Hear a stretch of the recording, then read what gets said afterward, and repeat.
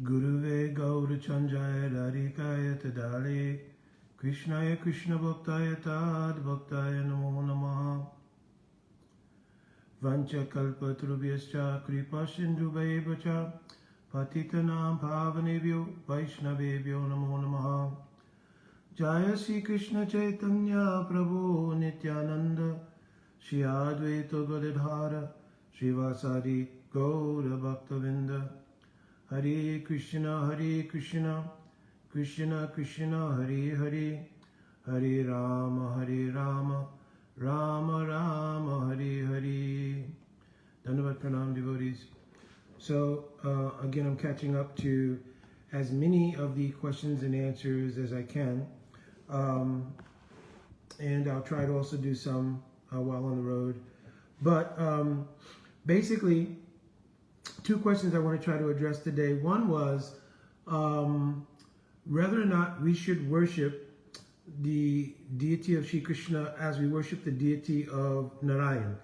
So this came from a statement about Srila Prabhupada that the deity worship should be done like Lakshmi Narayana. I'm paraphrasing.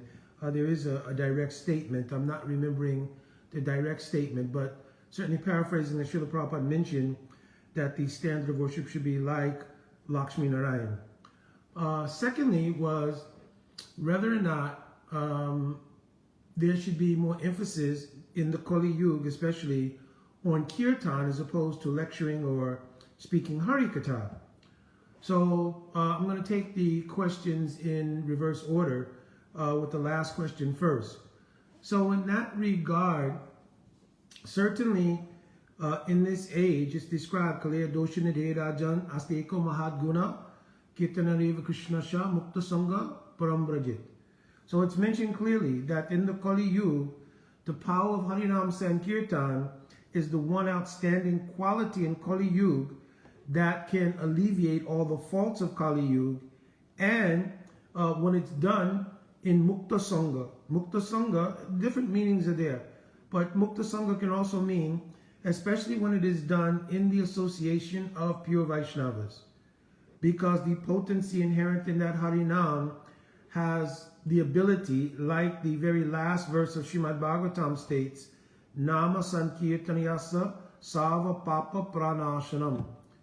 So that Harinam has the power to uproot the very nature, the bij, because sinful life is not a singular event.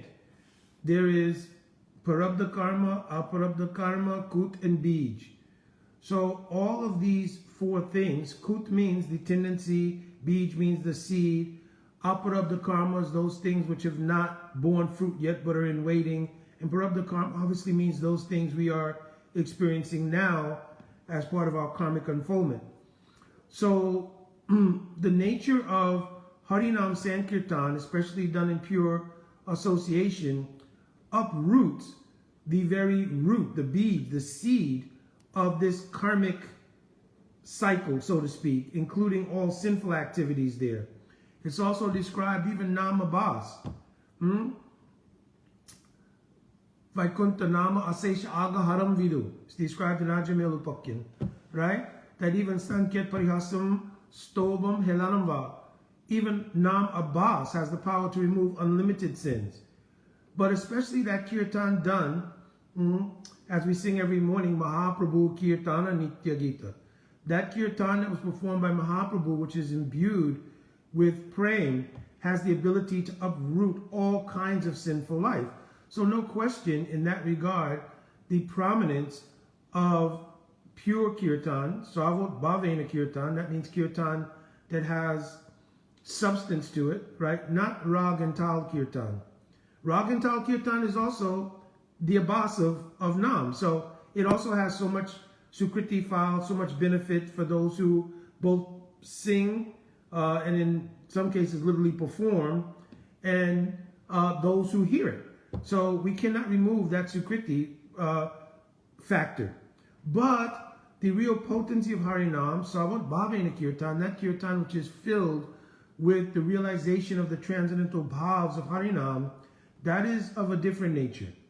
That is not performance Kirtan, so to speak, but that is kirtan that's based in the outpouring of the heart of that realized Vaishnava, Vaishnavi, etc. And that kind of kirtan has that power that I just mentioned to completely pranashanam, uproot all kinds of anarthas and sin, etc., etc.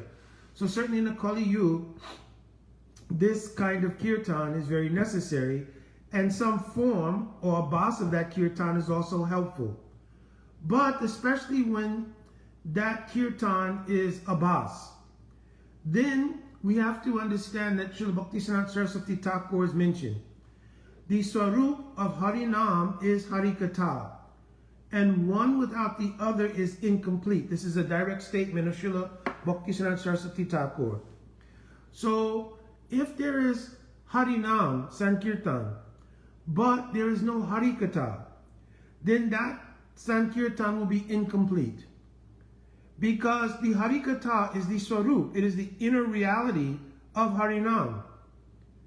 If you don't reveal what this Nam is, Srila Prabhupada mentioned in his very famous introduction to the Hare Krishna mantra, whether you understand the meaning, I'm paraphrasing again here, you understand the meaning or not, there is great benefit in hearing Harinam.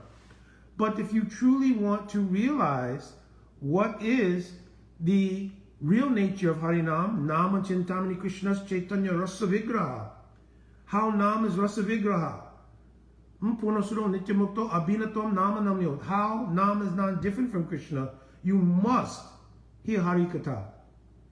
Because Harikatha is the revelatory power that reveals what is Harinam. So how you will have the deepest experience of Harinam if there's no Harikatha? Not only that, but remember, everything that we do, chanting, hearing, remember, all of it is seva. So the idea of seva is for the pleasure of the object of our service. So Sri Krishna, Srimati Radhika, they're appearing in the Nam. But how do you serve Nam? You serve Nam by glorifying Nam. Not only by the Nam itself, but by the Swarup of the Nam in the form of Harikatha. What is Krishna's Mahima? What is the Mahima or glory of praying? What is the Mahima of the devotees of the Lord? What is the Mahima of the teachings of the Lord? Especially when you are dealing with the very sweet Madhurya Mai Leela of the Lord. The Lord so much wants to hear this. He comes to perform that Leela here. Anugrahaya Bhaktanam Manushinam Dehinam Astita.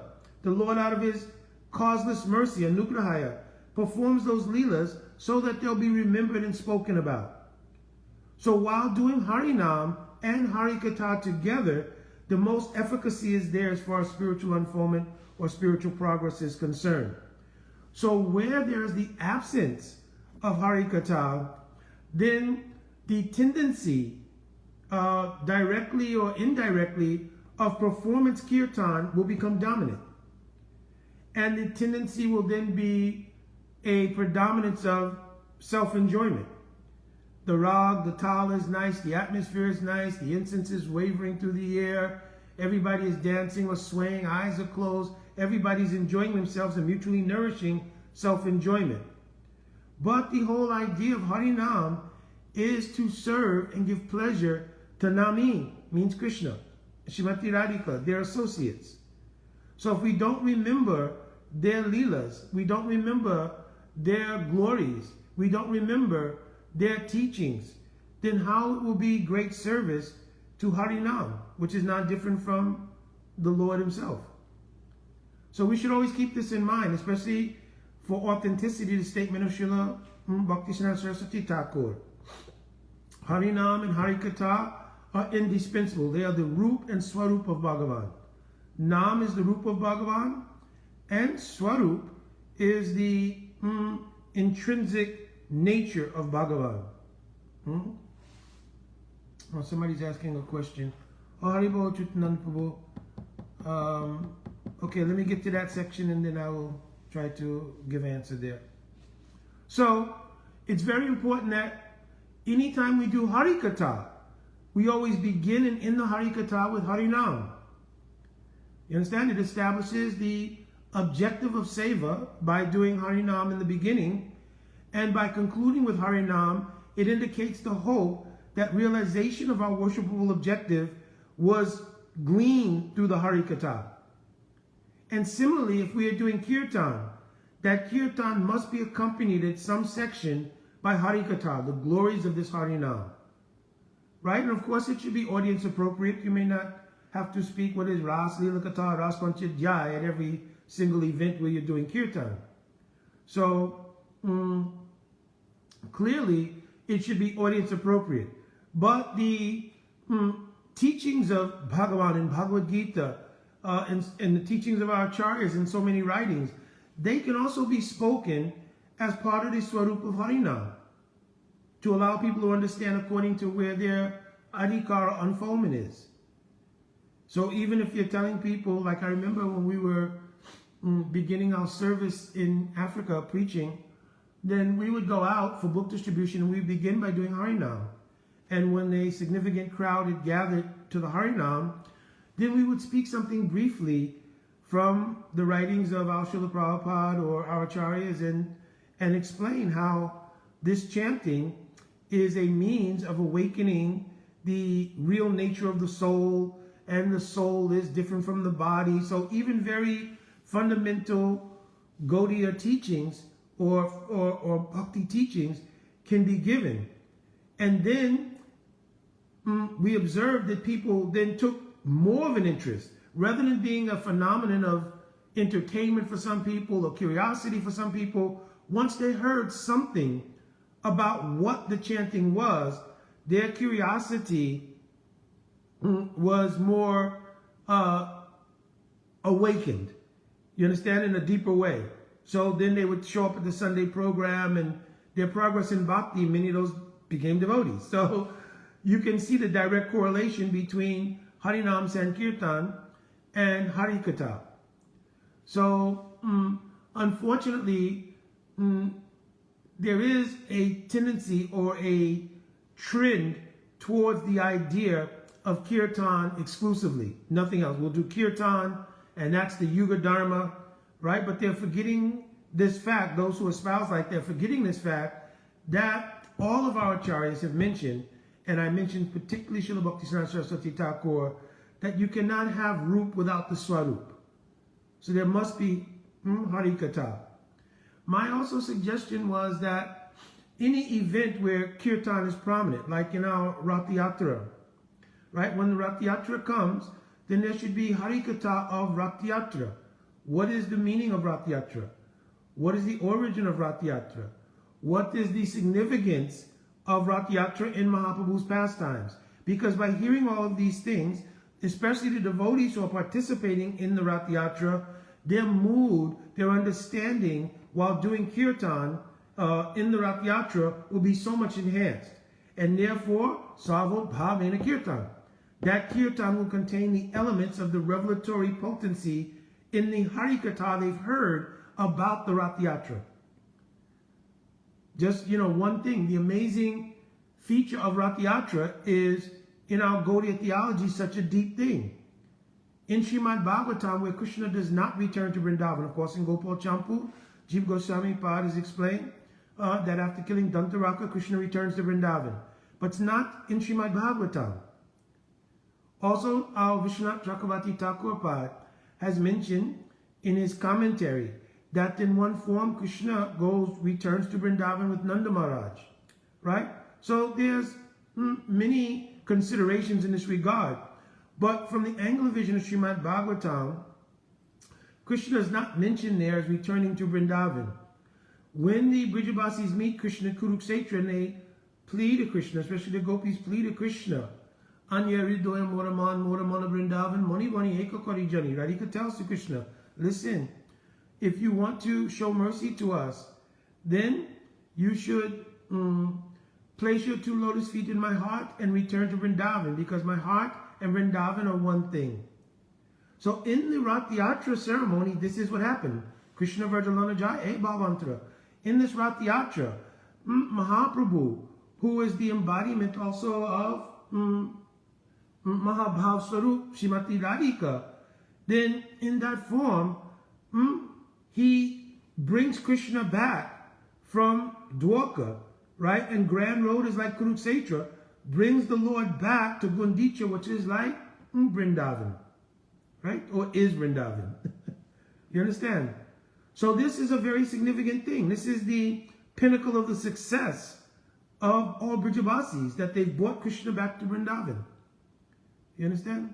So we should have deep meditation and all these things. There's so many different aspects to the Leela of the Rath Yatra. And now it's that season. Rath Yatra in Puri is coming up very soon. And of course, around the country already, Rath Yatras have started. So to hear the Harikatha of Rath Yatra, how Nila Madhava came, how Nila Madhav became Jagannath, so much deep Leela is here. And so much to enliven the heart of those who are going out and doing the seva of pulling that cart, assisting Srimati Radhika in bringing Krishna back to Vrindavan. So many wonderful things are there. Without the Harikatha, then the experience becomes more external. There's certainly Sukriti. I've said this already.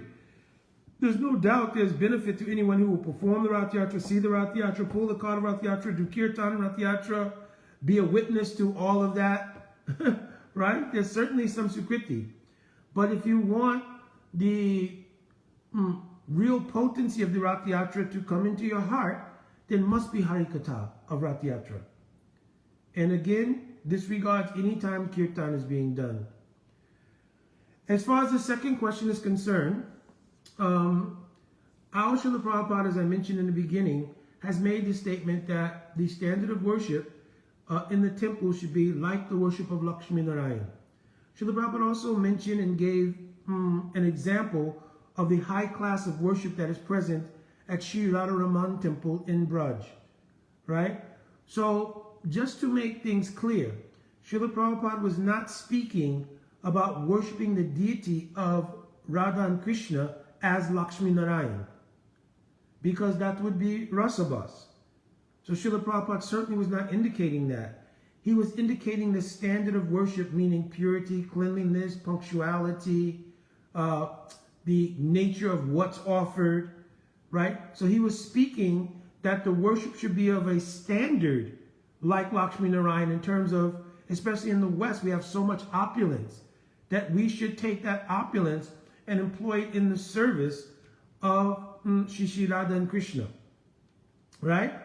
And in order to give a understanding to the devotees of what was meant, he pointed out the worship of Lakshmi Narayana. If you go to the temples in Tirupati, Srirangam, other places, but then he particularly pointed out, to give more specificity to our line of worship, the temple of Sri Radharamanji in Braj. Such high class of standard of puja, everything, punctuality, all these different things are there. But it's strictly, of course, in the mood of Braj. So this is what Srila Prabhupada intended for us. He did not establish deities of Lakshmi Narayana. And if we philosophically have the concept, well, Krishna's Swayam Bhagavan, and therefore he's also Narayan, and Srimati Radhika is also Lakshmi, then our process of bhajan will be corrupted by rasabhas. Because Chaitanya Mahaprabhu himself, Krishna's Kaviraj Goswami is mentioning in Chaitanya Charitamrita, Aishwar Gyanite Sakale Jagatera Mora, Aishwar Gyanite Sakale Jagatera Mora, Mrshit, Aishwarya Saitila Prem Nahi More Preet. That those whose knowledge is full of Aishwarya in their approach to Bhagavan, they're praying, Aishwarya Shaitila Prem Nahi More Preet, that it will be diminished. Because in the face of the Bhagavata, or the face of the Aishwarya of Bhagavan, then the nature of loving service does not rise above the level of dasatva. You understand? That I am the das of Bhagavan. There is no idea that I can become the friend of Bhagavan, the parent of Bhagavan, what to speak of the beloved of Bhagavan. Because the nature of the Aishwarya of Bhagavan doesn't allow the mood of love to rise beyond what is praying. Now, as you progressively go to Ayodhya, Dwarka, Mathura, then gradually as that opulence becomes mixed with more and more sweetness, then the level of the love and the nature of the exchange of rasa becomes more intimate. Therefore, in Ram Lila, you have personalities like Hanuman, Vibhishan, Sugriv, right? And of course, you have parental affection, Kausalya, Kaikeyi, and Sumitra, right? And you have so many other wonderful exchanges of relationships in Ram Lila. Certainly in Dwarka, though they know Krishna is Bhagavan, still the Mahishis of Dwarka think he is my husband. Vasudeva and Devaki, they think this is our son. You understand? So, and other members of the dynasty, this is our family member. And of course in Mathura, same thing, considerations are there. Right? The Pandavas, they also think Krishna is like our cousin, brother, very dear friend. Right? In Gaurava Sakyaras. But in Braj, the mood is exclusively that all of the Aishwarya of Bhagavan is covered by Madhurya. What is the meaning of Madhurya? Madhurya Cheshtam Savasto Charuta. So it means that every action, everything that Krishna does in Braj, though he's Bhagavan and he has so much opulence, it is all completely dominated and covered by sweetness. You understand? Therefore, every action, Madhur Adipate Akilam Madhuram, every single action of Krishna is covered by this sweetness. And because of that, it allows Prem to rise to a level where it expresses itself as Sakya, Vatsalya, Madhurya, etc. And in those moods, Bhagavan comes under the control of his devotee. We sing every year during Damodarastakam, Ittidrik Svalilabir Anandakunde Swagosham Nimanjantam Ayakpayantam Tadi Geshita Jesho Bhaktar Chitatvam. We sing, Satyavat Muni is telling, that let it be known to all those devotees who worship the Lord in awe and reverence, that he's only conquered, he's only brought under control by the love of these Brijabasis. Therefore, anybody who wants to have the greatest expression of love must do the anugatya or following of these Brijabasis. You understand? So, even though Krishna is Bhagavan, by the function of Yogmaya, none of the Brijabasis accepted he's Bhagavan. When Gargamuni did the naming ceremony, he mentioned, Nandastu Atmajo, Nandastu Atmaja, Narayana Shamaguna. Right? That your son will have qualities like Narayana. So whatever Aishwarya manifests in Braj, it is reconciled by these words of Gargarishi. That your son has qualities like Narayana. But the mood of their prem is so high, their Madhujamayi prem and Vatsalya Rasa, Sakya Rasa, Madhurya Rasa, that they take that Krishna is our son, Krishna is our very dear friend, Krishna is our beloved. You understand? And for those who are following in the mood of Rup Manjari, Rati Manjari, etc., like Manjari Bhav, they will think Manisha Nattadve, Rajavipina Chandravane, Sarim Nattadve. That actually, that Krishna is the prananath of my Swamini. So my worshipful objective is the lotus feet of Srimati Radhika, and because Krishna is so dear to her, then we also love Krishna so much. You understand? But that Krishna, he will have to perhaps beg to our worshipful Gurujan like Rup Manjari, Rati Manjari, Lavang Manjari. He'll have to beg their permission to get the darshan of our Swamini. You understand? So such high class of love is present in Braj. And Chaitanya Mahaprabhu was saying himself that that kind of Aishwarya is not as pleasing to him as the nature of the love of the Brijabasis. Also it's mentioned in Chaitanya Charitamrita. What is this? Priya Yariman Kori Tandra Batsan Vedastute Hoite Hari Vedastute Hoite Hate Hari She Moraman. If the gopis will tell to Krishna, oh, you're a lampat, a debauchee, you're a cheater, you're insignificant, or so many other seemingly insulting things. These things are so sweet to the ear of Krishna that if thousands of Brahmins are lined up and they're reciting the Purusha Shukta, Sahasra Sirisa Purusha, etc., right? Then Krishna's mind will be stolen away by that. Nam tastami vaikunte yogina mrideshuva.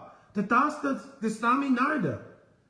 Wherever my bhaktas are chanting my name, especially these sweet names, Kanai, Nandalal, Yashoda Nandan, Nanda Nandan, where these names are being chanted with deep love and affection, Krishna's heart and mind, everything is stolen.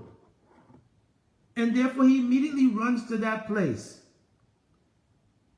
So, Srila Prabhupada has mentioned in terms of punctuality, cleanliness, and standards that the worship should be like Lakshmi Narayana. But he's never indicated that we should worship Radha and Krishna as Lakshmi Narayana. If somebody has inclination to worship Lakshmi Narayana, then in the Sri Sampradaya, very high class of worship goes on of Lakshmi Narayana in many, many temples. But if you've come in the line of Mahaprabhu, or you're following the line of Mahaprabhu, then the worship is the worship of the mood of Braj. Srila Vishwanath Chakravarti Thakur Pads explain that. Aradjo Bhagavan Vrajesha Tanayasta Dhamma Vrindavana Ramyaskas Chirupasna Vrajvadu Varagena Yakalpita. Srimad Bhagavatam Praman Mamalam. He says Srimad Bhagavatam is the Praman for this type of worship. And this Srimad Bhagavatam is our law book. It is our everything. Right? Of course, Srimad Bhagavatam is actually not different from Radha and Krishna. It is the very root of Radha and Krishna. Understand? So Srimad Bhagavatam is not just a book, it's the actual direct form of Radha and Krishna. That's why Srimad Bhagavatam is also offered worship. That's why we treat Srimad Bhagavatam like deity. You understand? Like a vigraha. Because it's directly the form of Shri Radha and Krishna themselves. So here, everything that we understand in terms of our practice is gleaned from Srimad Bhagavatam and then all of the literatures which support Srimad Bhagavatam. Right? And that means all of the Vedic Sastra in pursuance of the teachings of Srimad Bhagavatam and the manifestation of Chaitanya Bhagavat Chaitanya Charitamrita, which is the sequel, continuum, and expansion of Srimad Bhagavatam, and all of the teachings of our Goswami Varga, which are filled with explanations and extrapolations of Srimad Bhagavatam. You understand? So Achyutananda Prabhu, you're asking the question about the worship of Shalagram. So, Shalagram is of many different varieties. So, for instance, Radha Ramanju has manifested from a Damodar Shila of Shila Gopal Bhatta Goswami. So, that was a Damodar Shila that manifested the form of Shri Radha Ramanju. So, depending on the nature of that Shalagram, the worship is done. But, at the same time, I've also heard, just like in the beginning of Geet Govinda, very high class of Rasa Sastra of Jayadev Goswami Pad. But in the song, Dasavatar Stotram, he addresses all the 10 avatars. But he addresses all these 10 avatars as simply characteristics of Sri Krishna. So he's not saying,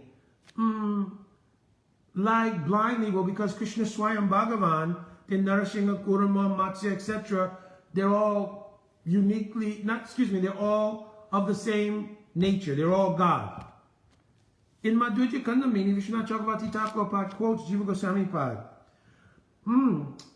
Bhagavat Stavad Asadharana Aishwarya Madhurya Tattva Visesh. He describes that Krishna is Asadharan in the category of Bhagavan. Means the word Asadharan means ordinary, regular. Like Sadharana Rati of Kubja. Means her love is like regular lust or love, but because it was geared towards Krishna, our Goswamis have called it Sadharani Rati. Right? So this word Sadharana means ordinary. So Krishna in the category of God is Asadharana, uncommon. Because Aishwarya Madhurya Tattva Visesh Swarup Paramananda. Because Krishna's Roop reconciles Aishwarya and Madhurya in a unique form or presentation in which the Madhurya dominates, but the Aishwarya is still present there. My Guru Parapadma Nitya Pravishna Vishnu Paraparamuksa Tarasisima Srila Bhaktivedanta Narayana Goswami Maharaj, he would often say that every single dust particle of Vrindavan is full of more opulence than the Vaikuntha planets combined. But it's all covered completely by sweetness. So we should not think that there's no Aishwarya in Vrindavan. It's more opulence even in Vaikuntha. Vaikuntha's Janito Varu Madhupuri. Madhupuri is superior to Vaikuntha. How could it be if Vaikuntha has something that Madhupuri, meaning Braj, doesn't have? So all opulence is present in Braj, but it is covered by sweetness. And because of the dominance of that sweetness,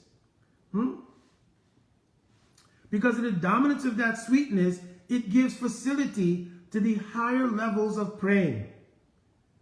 And Krishna is controlled by praying. Understand? Therefore, it's mentioned that the only means of worship of Krishna is in the mood following the Brijabasis, for those in the line of Chaitanya Mahaprabhu. You understand? Achyutananda Prabhu, that word is asadharana, if you're trying to figure out that. Asadharana. Right? So I think it's Asardana. Asadharana. Right? It means uncommon. Sadharana means common. Asadharana means uncommon. So it's mentioned there that Sakale Jagate More Vairi Bhakti Brajabhav Paiti Nahi Sakti. That if a person wants to worship Krishna, then it cannot be done by Vairi Bhakti, because the gati or goal of Vairi Bhakti is Vaikuntha.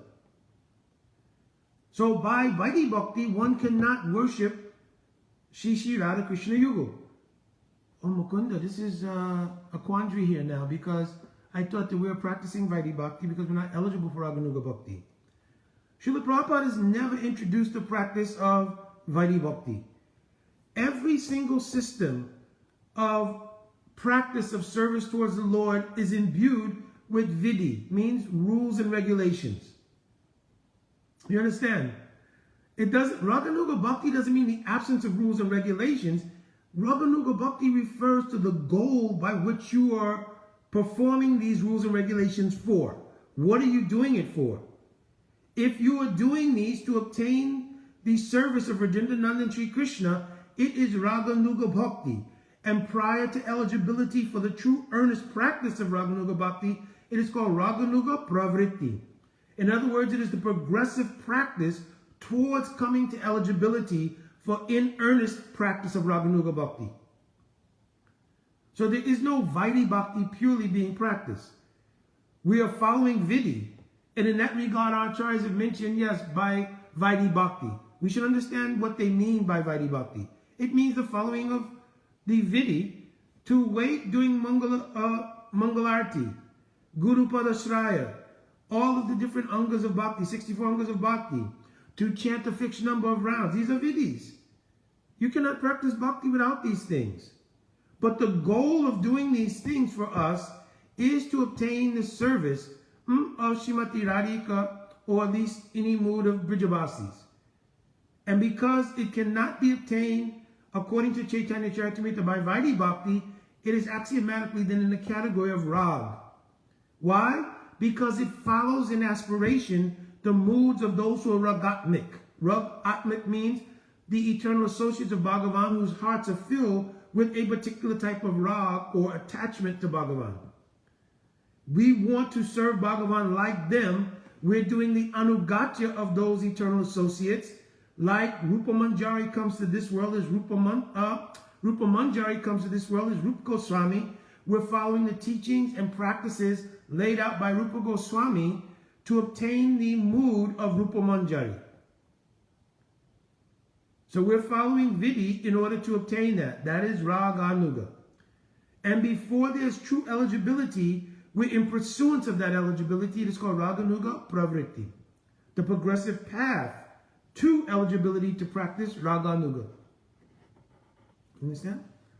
So we should not be confused about the idea of how we are approaching the worship of Radha Krishna, or in Braj, Krishna Balaram, or any place Srila Prabhupada has established the deities of Radha and Krishna or Krishna Balaram, right? Srila Prabhupada, to my knowledge, has only established Krishna Balaram in Vrindavan. Perhaps it was told, from what I understand, I don't know the exact story, Our Pujapat Srila Guru Govind Swami Maharaj established also in Bhubaneswara. We have also here New Raman Reti, here in Alachua, right? They've also established. But directly by Srila Prabhupada, I think only Vrindavan. And much of that to do with the Leela Stan of Raman Reti, which is a Leela Stan of the Sakha's playing, right? So, particularly we should be clear on these things, right? That what is our aim and objective, and we should practice with that aim and objective always in view. That is called Sambandha Gyan.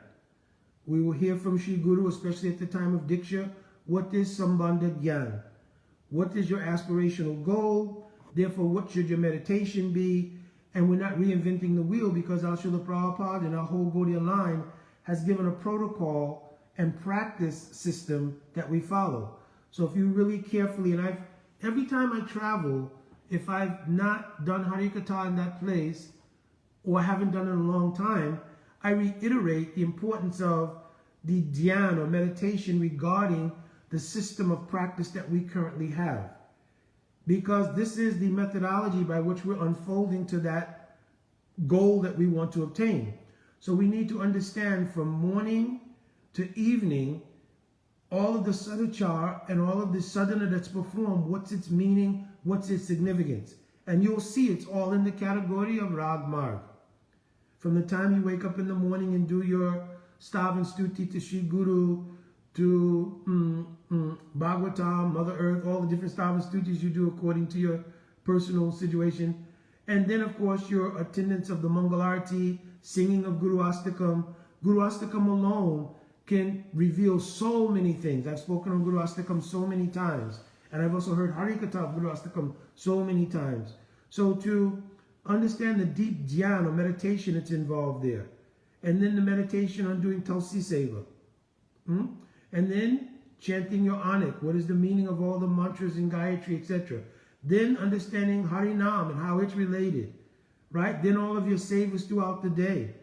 Right? Then the Sundararti of Mahaprabhu. Then the Yugalarti of Radha Krishna after Sundararti of Mahaprabhu. You know, so the whole system is built around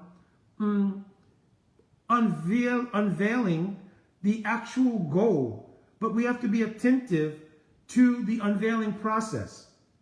Right? We have to pay attention to the bhajan.